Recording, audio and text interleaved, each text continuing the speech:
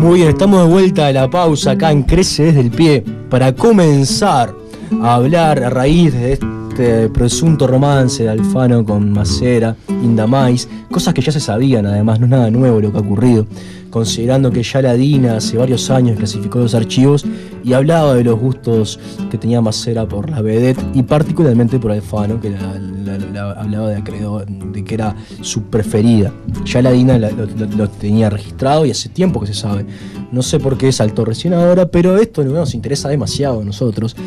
Solamente lo usamos como disparador para hablar de la presencia de civiles en la dictadura y hacer hincapié en ese concepto de que la dictadura fue cívico-militar, de que hubo muchos civiles que la apoyaron, y bueno, y esto se ha olvidado, y se ha olvidado porque nos sirve a todos. La explicación más corriente de los golpes militares es aquella que habla de la teoría de los dos demonios, donde solamente culpabiliza y responsabiliza del golpe a los militares y a la guerrilla en general. Entonces, esta explicación que deja afuera a muchos actores, grupos de presión económicos, políticos, la sociedad civil en su conjunto, tiene una utilidad brutal, porque nos exonera de culpa a todos. Al solamente culpabilizar a dos sectores, nos deja a los otros exonerados. Por eso la teoría de los demonios va a dar lucha y siempre va a dar lucha porque sirve. Y olvida la responsabilidad que muchos actores tuvieron en el mismo. Entonces, esto es lo que yo quería comentar sobre la presencia de civiles en la dictadura y sobre la crítica de la teoría de los dos demonios. Porque la dictadura no fue solamente responsabilidad de la guerrilla y de los militares, sino que hubieron muchos civiles que la apoyaron, que se enriquecieron con la misma y que aprovecharon. Simplemente eso. No sé con las opiniones que pueden tener ustedes, Ariel, Saro, Juji. Los escucho en ese orden. Nada de cambiarme el orden. No, en cuanto a la dictadura mental, lo que es al polarizarlo, es decir, o estás de un bando o del otro, es como decís vos, le sirve a todos.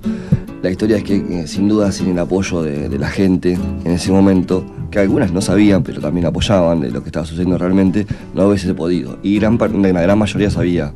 Lo que yo pienso también al respecto es que cuando se gobierna, está en la parte política, pero también está en la parte económica. Es decir, las grandes empresas también manejan poder. Y sin el apoyo de grandes empresas del momento, la parte militar no podía haber hecho nada, me parece. Sí, seguramente simultáneamente a toda esta política de represión hubo otra pata que fue la parte económica, como dice Ariel, y el que estaba a cargo de esa pata política era el que después fue ministro de Economía de la dictadura por 5 años, que era el señor José Alfredo Martínez de Oz, con todo el grupo económico, agroeconómico atrás, y que sin duda es parte de la jerarquía eclesiástica, también poderosos empresarios, y desde el exterior, con todas las presiones que había económica, porque el dólar era la moneda disparadora de todo esto. O sea, durante esos 5 años de gestión el dólar aumentó como el 130%.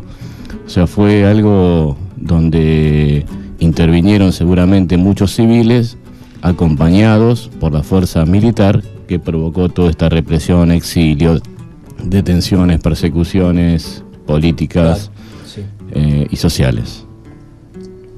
Pero bueno, eso es lo importante, ¿viste? No olvidar eso, recordar la presencia de estos individuos, de estos grupos que se favorecieron y que la apoyaron.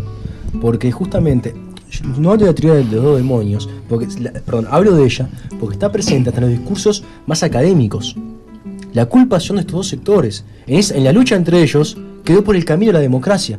Nos robaron a todos la democracia. Eso es mentira. No fue defendida por quienes la vieron defender. Sí, seguramente. Los políticos deben defender las instituciones, para eso están. En Uruguay, por ejemplo, hubo una huelga general sindical que se quedó sin apoyo a los 15 días, porque nadie la apoyó. Muchas personas consideraron que estaba bien, que los militares iban a venir, iban a ordenar la casa y se iban a ir.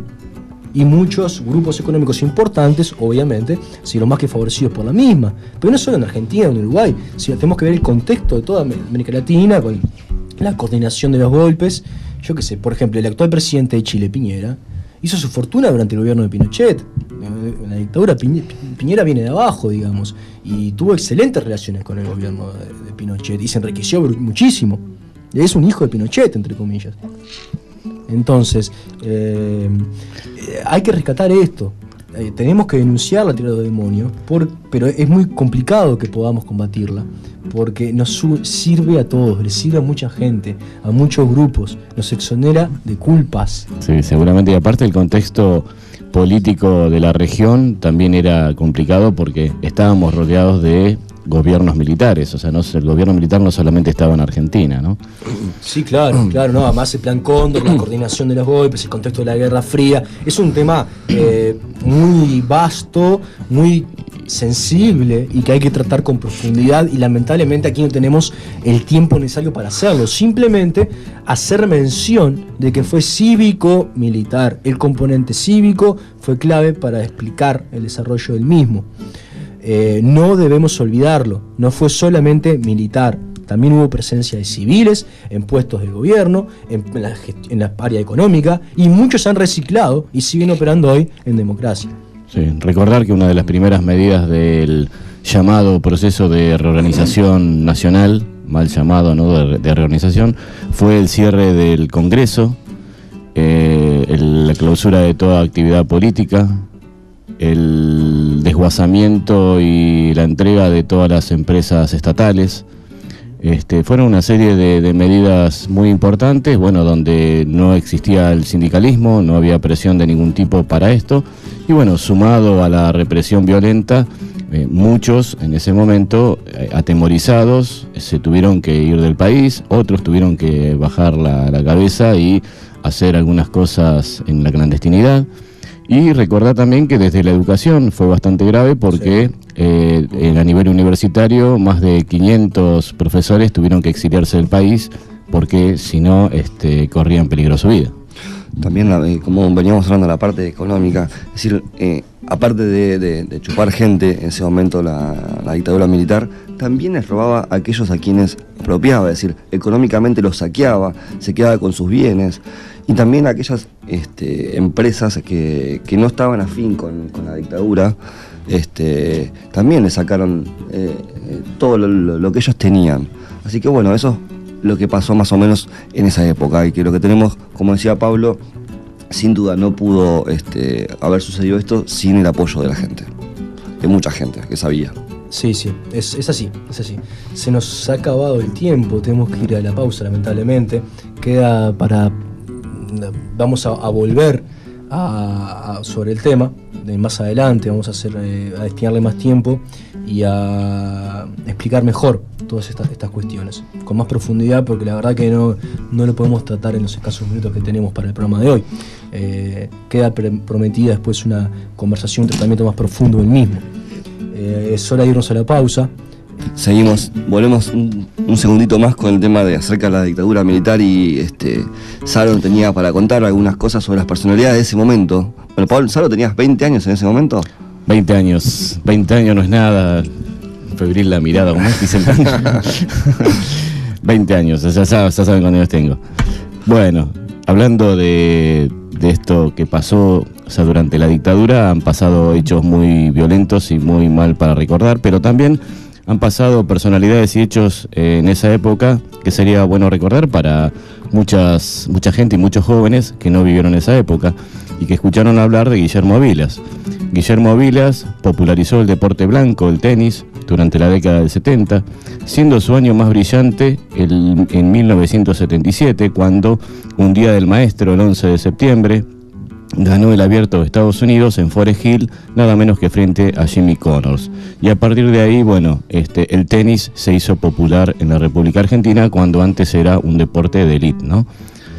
Otro deportista fue Víctor Galíndez, que fue boxeador, logró su campeonato mundial en 1974, y en mayo de 1976, a pocos días de comienzo de la dictadura, tuvo su pelea más gloriosa en la ciudad de Johannesburgo frente a su retador Richie Kate. Ese día Galíndez fue lastimado en la cabeza por su retador y él se negó rotundamente a que pararan la pelea, y a pura guapesa criolla ganó ese combate tan duro que le tocó vivir con una lastimadura en la cabeza. También durante esa época, en 1978, un 27 de junio, la selección de fútbol se consagra campeón del mundo al ganarle a Holanda por 3-1 en la cancha de River. Y muchos recordarán, los que tenemos unos años, aquel polémico 6-0 frente a Perú que dio lugar a muchas sospechas para que Argentina accediera a la semifinal de un campeonato mundial que era la ventana al mundo para no mostrar qué pasaba durante esa época. Claro, ahí ves la relación del fútbol con la política también. También recordamos de Johan Cruyff, la estrella en ese momento de Holanda, no quiso venir a jugar el mundial. Dijo, allá hay una dictadura, pasan estas cosas, así que había gente que podía decirle que no a ese momento a las cosas. Seguramente, sí, pasaban cosas en la clandestinidad y cosas que no se sabían, ¿no? Otro hecho fue algo, una belleza cordobesa. A los 19 años, una joven cordobesa llamada Silvana Suárez fue elegida en Londres el 16 de noviembre de 1978 Miss Mundo, quien, Silvana Suárez, más adelante, fue esposa del director del diario Ámbito Financiero, Julio Ramos. También a fines del 78 hubo un conflicto con Chile por el canal de Beagle. Se originó casi una pelea con nuestros hermanos chilenos por las islas del sur, por las islas Nueva, Lennon y Picton, que estaban ahí adyacentes al Cabo de Hornos.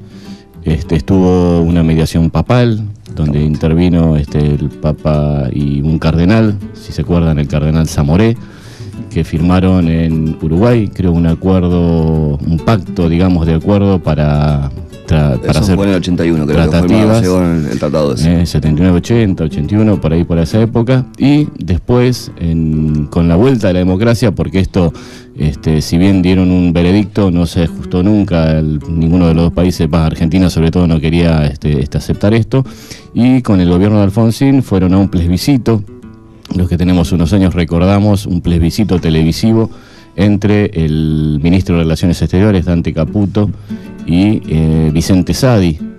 Unos eran por el sí, otros por el no, y después de ese debate televisivo donde Caputo, con una verborragia demasiado excesiva, demolió en ese debate a Vicente Sadi, y cuando se votó en un plebiscito ganó terriblemente el sí.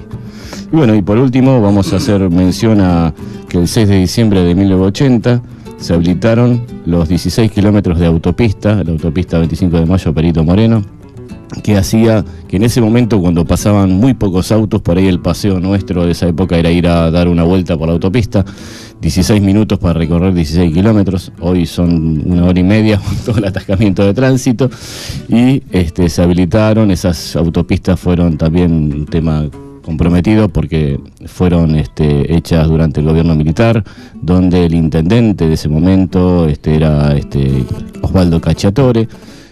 Se han vendido parcelas de ese campo lleno de habitaciones y de casas y departamentos para hacer las autopistas, y en ese momento el peaje de la autopista para nosotros que vivíamos en esa época era de 4.000 pesos. Muy bien, eran otras realidades, ¿no? Está bien, estamos acá recordando cosas y es hora de irnos a presentar un tema musical, que es los que iban cantando, que es un grupo uruguayo que habla de que en realidad no sucedió, con ironía, una fina ironía, de que en la dictadura no había pasado nada, que no habían desaparecido, que no había nada de eso, pero es con ironía, justamente para denunciar un discurso que estuvo imperante por mucho tiempo. Entonces ellos con una capacidad y una ironía brutal realizaron este tema para polemizar un poquito, pero es un tema muy interesante, muy lindo. Se llama Verás, verás, verás, verás, mi amor, verás que acá no pasa nada, ni sucedió jamás, en realidad. Vamos.